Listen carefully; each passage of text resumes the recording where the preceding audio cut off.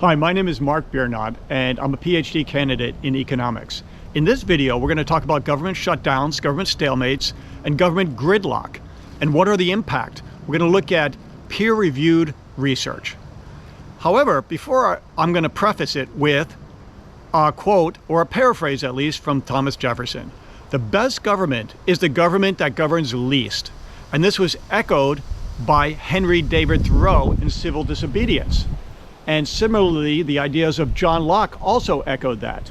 So what we have here is the initial founding fathers, like Thomas Jefferson, stating that a small government is probably a better government.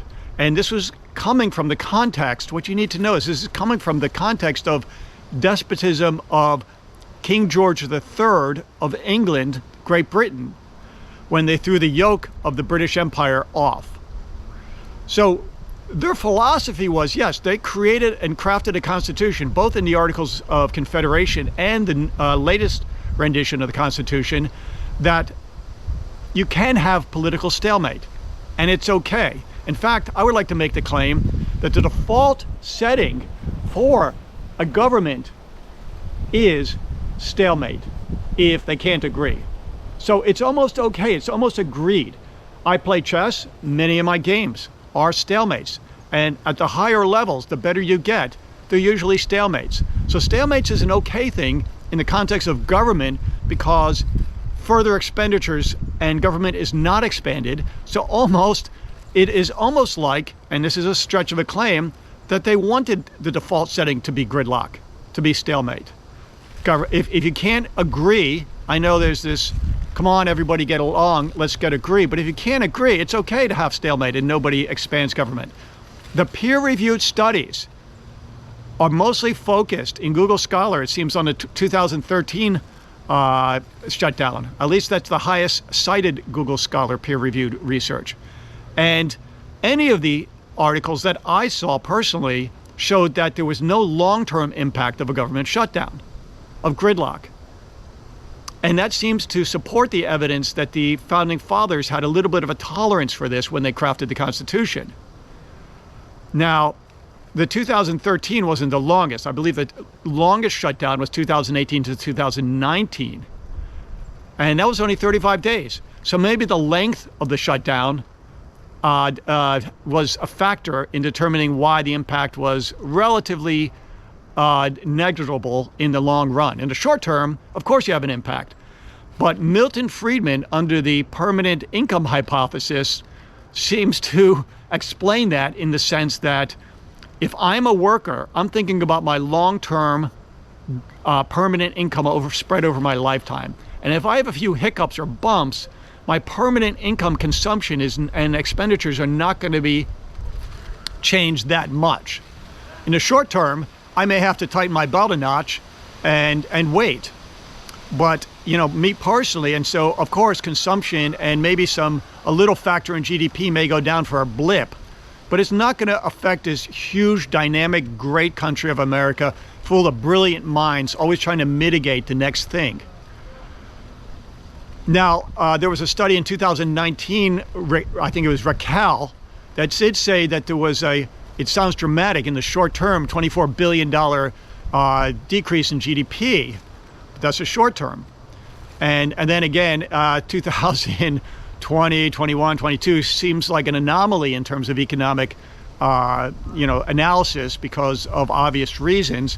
So it's very hard to see if that had a long-term impact, but I would probably have to see evidence to say that there was any kind of long-term impact from that shutdown, the longest shutdown. I think the evidence is supporting that the government is best when it does govern least. That shutdowns, although there's a certain accrued interest for wages owed but not paid, price tag attached to that, it's not as dramatic as it seems. And, you know, ultimately, shutdown, stalemates, gridlock is just a symptom. It's just a symptom, in my mind, of an undefined budgetary vision. My budgetary vision would be obviously some sort of balanced budget amendment. You could do it on a 4-year cycle which means if we have an emergency or a critical situation, or if there are bad actors in the world that need to be checkmated, the budget would only have to be balanced after 4, could even be 6 years. And everybody would have to tighten their belt a notch. This would seem like a viable alternative to what we have now, which is kind of like, just a continuous threat or looming gridlock with stopgap measures. I'm not going to even mention the political players in the current situation because I don't want this video to be dated. What you need to know is, based on the evidence from Google Scholar, I cannot personally find any long-term impact from a government shutdown.